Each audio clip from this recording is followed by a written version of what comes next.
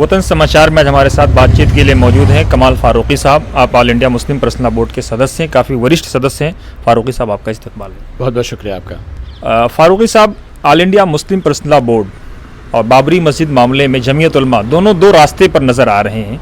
लोगों में एक गलत मैसेज गया है राजीव धवन जी को रिमूव करने के बाद। हालांकि जमीयत उलमा ने बाद में उसको कोशिश की टैकल करने की, लेकिन बात बहुत आगे निकल चुकी है। मैं ये नहीं समझता कि वो दो अलग अलग रास्ते पर हैं। बस फ़र्क मुझको ऐसा लगता है कि ये कुछ नाअक़बत नदिशी और कुछ जो एक वन अपमैनशिप की जो होड़ लगने का जो मामला होता है कि आदमी सबसे पहले ख़बरों में रहे।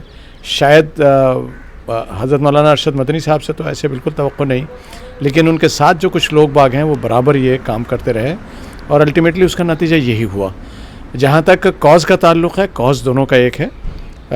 मुस्लिम पर्सनल लॉ बोर्ड का आपको जैसे पता है, उनका मुस्लिम पर्सनल लॉ बोर्ड ने अपने नाम से तो कभी भी उसके अंदर कोई अपील वगैरह की नहीं है, लेकिन जब शुरू से ही जब हमने मुस्लिम पर्सनल लॉ बोर्ड ने इस केस को टेकअप किया था, उस वक्त भी हमारे यहाँ बहुत डिस्कशन हुआ था कि हमको ये वाला केस लेना चाहिए नहीं लेना चाहिए। लेकिन उस वक्त एक्शन कमेटीज़ में आपस में जो टकराव था और पूरी मिल्लत उसमें परेशान थी, और फिर उसके बाद एक्शन कमेटीज़ के अलावा फिर बुखारी साहिबान का भी उसमें एक रोल था।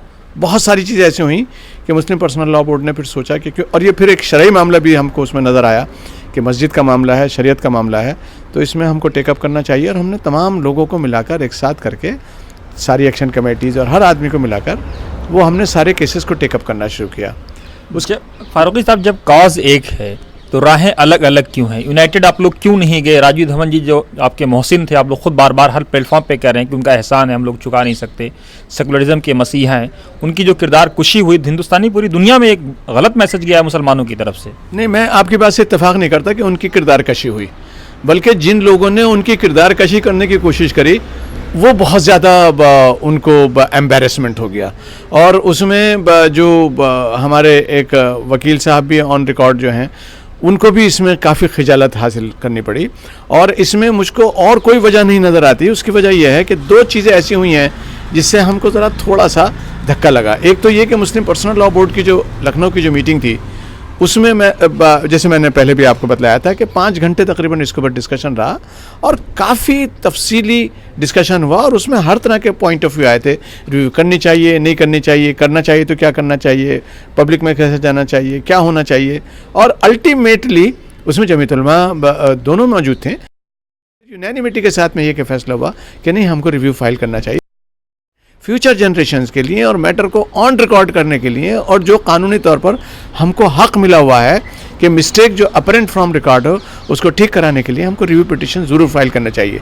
लेकिन अभी हम अपनी मीटिंग में से पूरी तरह से उठे भी नहीं थे सही तरह से कि हमको ये पता चला कि दिल्ली से जमीयत उलमा के दफ्तर से, अरशद मदनी साहब के दफ्तर से बाकायदा ये न्यूज़ फ्लैश कर गई कि रिव्यू पिटिशन जो है वो जमीयत उलमा फाइल करेगी।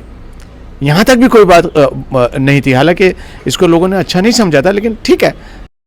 सारी जितने भी जो तैयारी हो रही थी रिव्यू की, मुस्लिम पर्सनल लॉ बोर्ड ने कई मीटिंग्स करने के बाद उसको तैयार किया था, और उसका जो पहला ड्राफ्ट जो तैयार हुआ था वो जिस दिन इन्होंने जमीयत उलमा ने कहा कि हम कल फाइल करेंगे, उससे एक दिन पहले हमारी मीटिंग हुई थी, जिसमें एजाज मकबूल साहब समेत तकरीबन 20-22 एडवोकेट थे, और उसमें बहुत सैर हासिल गुफ्तगू हुई।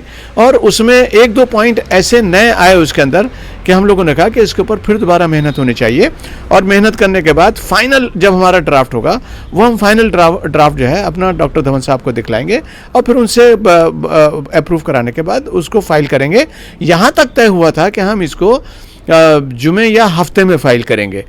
और उस मीटिंग के अंदर हमारे एजाज मकबूल साहब तशरीफ़ फरमा थे, जो कि अखबारों में तो उनको ऐसे ही बताया जाता है कि जैसे सिर्फ वो जमीयत उलमा के थे, लेकिन हकीकत बात ये थी कि उनके सारे मुशाहरे और सारा जो चीज़ें हैं वो मुस्लिम पर्सनल लॉ बोर्ड बर्दाश्त कर रहा था। और उस दिन भी मसले के सारी जो डिटेल्स हुई थी वो सबका ड्राफ्ट था, वो अकेला उनका ड्राफ्ट नहीं था, बल्कि सब लोगों ने ड्राफ्ट बना कर दिया था। और फिर उसके बाद वो उनको उन पर यह बात हुई कि भाई हम उस दिन आएंगे। लेकिन जब अगले दिन ये हमको खबर पता चली कि कल जो है वो जमीयत उलमा فائل کر رہا ہے, ریویو فائل کر رہا ہے, تو ہم لوگوں کو ایک دم سے گھبراہٹ ہوئی کہ یہ تو گڑبڑ ہو گئی. اس کی وجہ یہ ہے کہ ہمارا سب کا جو ہم نے طے کیا تھا وہ یہ تھا کہ ہم سب ایک ساتھ فائل کریں گے اور اس کا ایک امپیکٹ اچھا جائے گا اور ڈرافٹ ہمارا اچھا ہوگا. اس ڈرافٹ کے اوپر ہم کو بہت مدلل چیزیں بنانی ہوں گی تاکہ وہ ڈرافٹ ہمارا بہت ہی امپریسو ہو, کیونکہ یہ ہسٹری ہوگی. جو ڈرافٹ ہمارا ریویو ہوگا, یہ جو ہم فائل کریں گے, آنے والی نسلیں اس کو کوٹ کریں گی, اس کا حشر چاہے کچھ بھی ہو. یہ ہے کہ دھون صاحب وکیل کس کے ہیں, آپ کے ہیں, جمعیت علماء کے ہیں, یا کسی تیسرے کے ہیں؟ صاحب جمعیت علماء کے یا مسلم پرسنل لا بورڈ تو اس میں پارٹی نہیں ہے, یا کسی اور کے, وہ سب کے وکیل ہیں. اور ہماری ساری, لیکن میڈیا میں جو خبریں آ رہی ہیں وہ بالکل غلط ہے وہ مسئلے کے, کیونکہ ہوا بھی اس میں یہ تھا. بار بار اس بات کو کہہ رہے ہیں کہ خرچہ بھی آپ لوگ بورڈ برداشت کر رہا ہے, آن ریکارڈ برداشت کر رہا ہے, چیک کے تھرو پیمنٹ جا رہی ہیں, پھر پرابلم کہاں ہے؟ پرابلم بس یہ ہوئی کہ جو صدیق صاحب جو تھے, جن کا انتقال ہو گیا, جو یونائٹڈ جمعیت علماء ہند کے جو سیکریٹری تھے یو پی کے, جب ان کا انتقال ہوا تو جمعیت علماء وہ جو ہیں وہ ان کے حصے میں آئے ارشد مدنی صاحب کے, جب تقسیم ہوئی, اور ارشد مدنی صاحب نے ان کے بہاف کے اوپر اپیل فائل کری. لیکن حقیقت بات یہ کہ اس کی ساری پیروی, ساری تیاری, ساری ڈیٹیل, اس کا ٹرانسلیشن میں نے بہت سارے لوگوں سے الگ الگ کر کے کیا نام ہے لکھنؤ سے اور کیا نام ہے ہمارے گجرات سے کرائے, اور اس کے اوپر اچھا خاصا ہمارا خرچہ ہوا جو مسلم پرسنل لا بورڈ نے برداشت کیا. ساری تیاریاں ہم کر رہے تھے اور اس کے بعد ہم یہی محسوس کر رہے تھے کہ بھئی یہ ایک ہی سب کچھ ہے.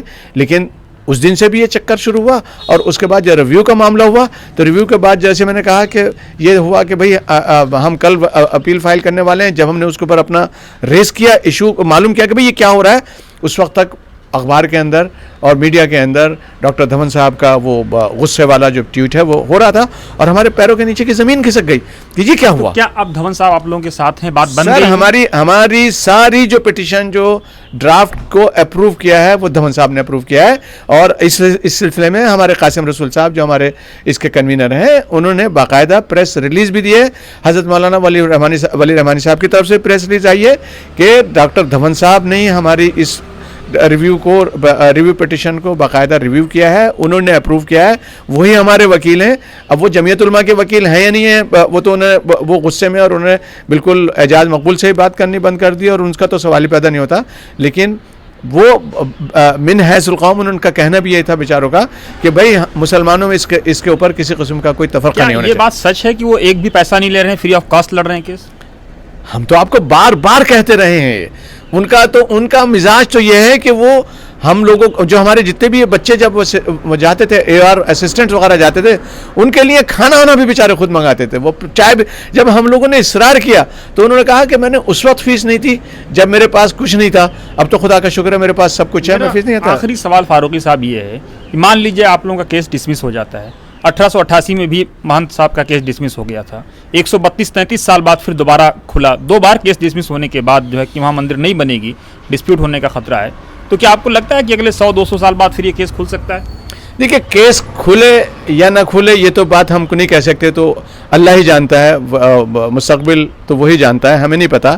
لیکن ہاں ہم یہ ضرور جانتے ہیں کہ, اور ریویو کرنے کا ہمارا مقصد بھی ہے. لوگ باگ ہم کو بیوقوف بھی کہہ رہے تھے کہ آپ ریویو کیوں فائل کر رہے ہیں, لیکن ہم نے ریویو اپنے لیے نہیں فائل کیا ہے, ہم نے فیوچر جنریشنز کے لیے کیا ہے, ہم نے انٹرنیشنل ایرینا کے لیے کیا ہے کہ سب کو یہ پتہ چل جائے کہ مسلمان حق پر تھا, حق پر ہے, لیکن اس کے باوجود کہ سپریم کورٹ نے وہ سارے پوائنٹ جو ہم نے ریویو پٹیشن کے اندر لکھ کر دیے ہیں, وہ تمام پوائنٹس مسلمانوں کے فیور میں ہونے کے باوجود مسجد کو نہیں ملی ہے.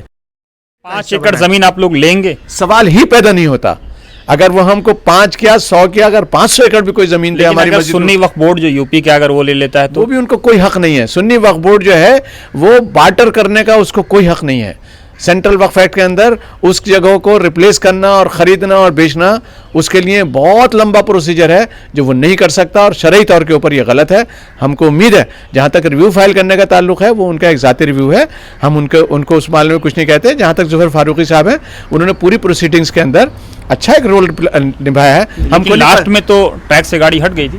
ہمیں نہیں پتہ کہ ریویو میں کیوں نہیں جانا چاہ رہا ہے, اللہ ہی بہتر جانتا ہے. ہم کسی کے تعلق سے کوئی غلط بیانی سے کام نہیں لیں گے, نہ کسی کے تعلق سے ہم ایسی بات کہیں جو اللہ تعالیٰ ہم سے ناراض ہو جائے, لیکن وہ خود ہی جانتے ہوں گے, خود ہی ایکسپلین کریں گے.